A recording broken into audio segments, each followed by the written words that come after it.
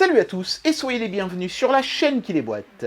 Il y a un mot en ce moment qui fait beaucoup vendre, c'est le mot gamer ou gaming. Il y a beaucoup de choses qui sont devenues gamer. Les claviers gamer, les souris gamer, les écrans gamer, les PC gamer. Alors parfois évidemment il y a une nette différence entre les produits gamer et les produits non gamer, en particulier pour les PC, les claviers, les souris, ça passe encore. Mais parfois on se pose certaines questions. Aujourd'hui, on va tester des oreillettes Bluetooth gamer. Alors qu'est-ce qu'elles ont de gamer ? Si j'en crois ce qu'il y a décrit sur l'emballage, elles ont un mode jeu et une latence extrêmement faible de 38 millisecondes. Pour moi, l'essentiel pour des oreillettes qui se diraient gamer, outre un look un petit peu exubérant comme tous les produits gamer, ce serait à minima d'avoir effectivement très peu de latence et un bon micro, puisque dans le jeu, on peut être amené à parler à des coéquipiers ou à faire des lives, et pour ça, il faut un bon micro. Donc, est-ce que ces oreillettes sont vraiment gamer ou pas ? C'est parti pour le test.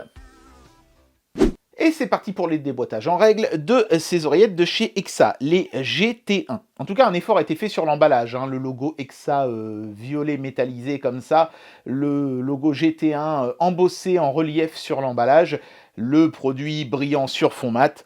C'est chouette, c'est très joli. Ils ont même mis le produit brillant sur fond mat à l'arrière, ce qui est en général quelque chose que le constructeur ne s'embête pas à faire. On est sur du Bluetooth 5.0, on nous annonce des tailles de driver de 1 cm à l'intérieur, c'est pas mal, et une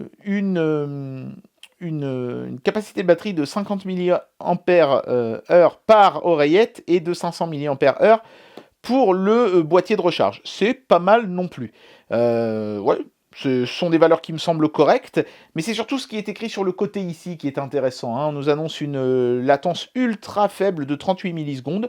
C'est vrai que c'est pas mal, 38 millisecondes pour des oreillettes Bluetooth. On va voir si en jeu ça se ressent ou pas.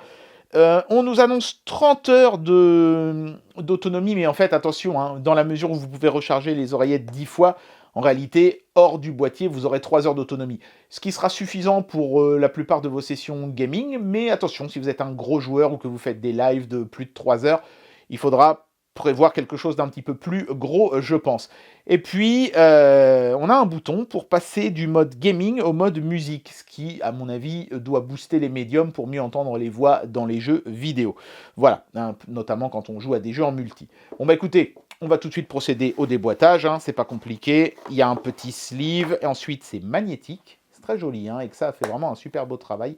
Et ça, on a un petit blueprint du boîtier, toujours avec ce logo violet métallisé magnifique. Regardez ça, c'est très beau, c'est belle expérience d'unboxing. Par contre, c'est dommage d'avoir mis une cale en carton qui se déchire facilement là à l'intérieur. Je sais pas, moi j'aurais plutôt mis des trucs qui se plient, ce qui aurait évité justement ce carton tout fin là sur le dessus qui se craque facilement. Mais bon, voilà, on a le produit en lui-même, qui est plutôt joli. On dirait un logo Superman, vous trouvez pas ? Ensuite, on a évidemment les cordons pour la recharge. Voilà, donc si j'en crois la prise à l'arrière du boîtier, c'est de l'USB type C. Ça, c'est cool, parce que franchement, ça aurait été du micro USB, ça aurait pas fait très gamer. Et puis, on a un petit manuel qui est un dépliant, comme ça, voilà, en anglais d'un côté et de l'autre. Donc, c'est pas bien compliqué. Ça vous apprendra surtout comment faire l'appairage et comment contrôler les trucs de base. Donc, vous voyez, ça vous dit, vous appuyez 2 secondes de tel côté, 3 secondes de tel autre, etc. Et ça fera ci, ça fera ça. Alors, évidemment, le tactile, c'est toujours un petit peu des manips comme ça, où il faut faire des appuis longs, des appuis courts. Mais ça va. Globalement, on s'y retrouve quand même pas trop mal. Donc, maintenant, je vais mettre ça sur mes oreilles et vous dire ce que j'en pense. C'est parti. Voilà, donc comme je le disais, ce petit boîtier a une petite allure de logo Superman. Le petit logo avec ça sur le dessus est très joli. Et puis on a ces espèces d'éléments comme ça, de chevrons sur l'avant, qui sont là pour faire un gamer, je pense. Donc un petit système bitexture avec du mat et du brillant à l'intérieur. C'est pas mal, c'est pas mal. Sur les côtés, on a en fait les voyants de charge, qui sont redondants, on a la même chose des deux côtés, mais pourquoi pas. À l'arrière, il y a juste l'orifice pour la recharge via USB type C. Et donc, ici, il y a une petite encoche qui permet de soulever le capot. Et on peut voir les oreillettes à l'intérieur. Alors, je vais en sortir une pour vous montrer. Alors, c'est pas évident parce que c'est magnétique. Voilà, donc ce sont des intra-auriculaires. C'est du plastique brillant, pas facile de faire le point. Voilà. intra-auriculaire, donc avec un capteur tactile sur le dessus, mais on a une petite grille ici à l'arrière, j'imagine, pour évacuer les basses, hein, une sorte de mini basse réflexe. Et on peut voir que les LED sont intégrés façon visage un petit peu ici, là, sur le dessus. Voilà, ce serait bien que ça clignote. Voilà, là vous le voyez mieux, sauf que c'est flou. Voilà. C'est pas mal, hein, ça met un petit côté alien, Predator, machin, là, sur, sur le produit, qui est, ma foi, assez sympathique. Et puis, vous voyez que les LED de charge sur le côté sont intégrés dans le design du produit d'une manière assez élégante. Par contre, niveau gaming, ça aurait été sympa de mettre du RGB, un truc qui change de couleur. Là, c'est tout bleu. Bon, c'est pas mal quand même. Mais voilà. En gamer, en setup gaming, on aime bien en général avoir des trucs qui sont RGB. Et là, sachez quand même que ça n'est pas le cas. Hein. Alors, en termes de son, évidemment, là, vous êtes obligé de me faire confiance, je ne peux pas vous faire écouter le résultat. Deux choses. D'abord, les oreillettes tiennent bien dans les oreilles. Et ça, moi qui ai notamment une oreille gauche qui est particulièrement réfractaire à ce niveau-là, je n'ai pas eu de problème. Et j'ai presque envie de dire pour une fois. Donc ça fait plaisir, les oreillettes tiennent bien, elles sont bien confortables. Le système de contrôle tactile, ça va. Il faut faire des appuis longs pour la plupart des réglages et des doubles appuis pour passer notamment du mode gaming au mode normal. Et puis c'est tout, hein. Des appuis courts permettent de changer de chanson et de régler le volume sonore. C'est assez bien foutu. À ce niveau-là, pas de problème. Au niveau de la qualité audio, maintenant, là encore, j'ai été très agréablement surpris. C'est bien équilibré, on a des basses assez riches, pas non plus proéminentes. Les médiums sont bien à leur place. Les aigus sont précis, ressortent bien dans tout ça. Franchement, plutôt pas mal. Les puristes trouveront ça peut-être un chouïa basseux, mais ça, je pense qu'évidemment, hein, pour faire plaisir aux gamers qui jouent dans des jeux où il y a des explosions partout et tout ça, ils ont un petit peu mis l'accent là-dessus, évidemment. Mais pas au point que ça devienne dérangeant. Concernant la latence, elle est sensiblement détectable quand on est en mode musique. Mais c'est fait exprès, je pense. Et en mode gaming, on n'a quasiment plus aucune latence. Effectivement, je pense que les 38 millisecondes annoncées sont à peu près ce que j'aurais dit en ressenti. Moi, j'aurais dit aux alentours de 40, mais évidemment, c'est difficile de pouvoir être catégorique juste en se fiant à ses oreilles. Mais c'est pas mal. C'est pas mal. On n'a presque plus de latence et ça ne se remarquera pas dans la plupart des jeux. Donc, un bel effort a été fourni à ce niveau-là. Et je pense que c'est pour ça que Exa s'est dit qu'il pouvait qualifier ses oreillettes de gaming. C'est pas mal. Alors, vous allez me dire, du coup, c'est quoi la différence entre le mode musique et le mode gaming ?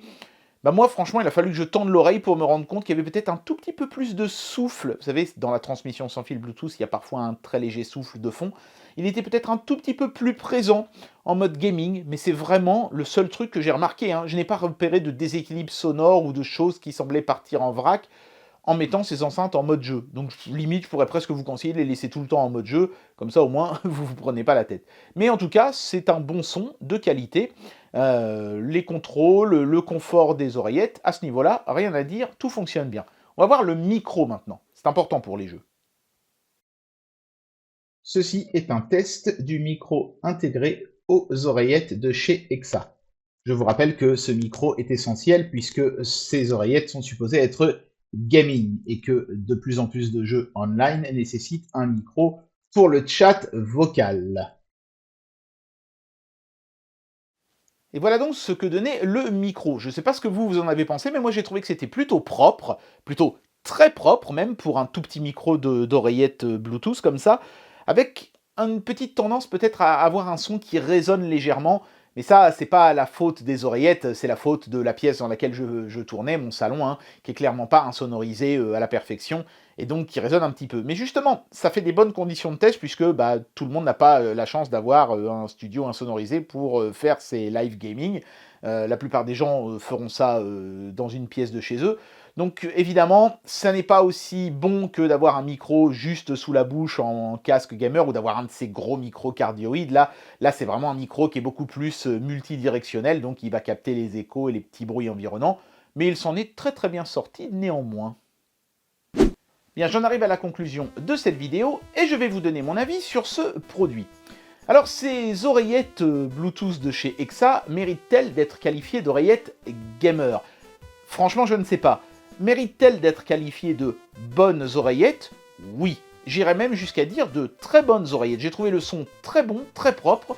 Le micro aussi était très bon et très propre, ce qui n'est pas toujours le cas sur ces petits produits-là. C'est souvent un aspect qui est négligé par le constructeur Là, c'est pas le cas. En plus, elles sont confortables, elles tiennent bien dans mes oreilles qui sont pourtant capricieuses à ce niveau-là. Moi, franchement, je n'ai rien trouvé à redire sur ce produit. La latence est décelable, mais dès qu'on la passe en mode game, elle passe sous la barre du notifiable, c'est-à-dire que je pense qu'elle est toujours là, et les puristes pourront peut-être la détecter sur leur jeu qu'ils connaissent archi par cœur à la frame près, mais pour 95% des gamers, ce sera amplement suffisant pour ne pas ressentir la latence pendant le jeu. Et puis, bien sûr, il y a ce design un peu tarabiscoté, un petit peu comme ça, exubérant, que les gamers adorent. Par contre, il n'y a pas l'éclairage RGB, et ça, c'est honteux pour un produit gamer. Bon, je déconne évidemment, le fait qu'ils aient fait un effort pour intégrer les LED bleus comme ça dans le design est déjà, ma foi, fort sympathique. C'est quand même un produit qui a un capital sympathie assez élevé, qui plaira clairement aux gamers. Donc, je ne me plains pas trop à ce niveau-là.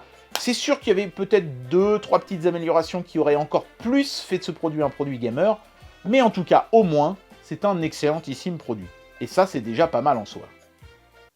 Eh bien voilà, c'était le test de ces petites oreillettes Bluetooth de chez Exa. Alors, gamer ou pas gamer, ces oreillettes, en tout cas, elles en ont le look. En termes de fonctionnalité, ce sont de bonnes oreillettes. Donc voilà, moi c'est ça que je retiendrai après. Ça ne relancera pas le débat sur les objets qui sont gamers ou pas, je pense. Vous vous ferez à ce sujet-là votre propre idée. J'espère que cette vidéo vous aura plu. Et moi, je vous dis à très bientôt pour un prochain test. Allez, tchuss!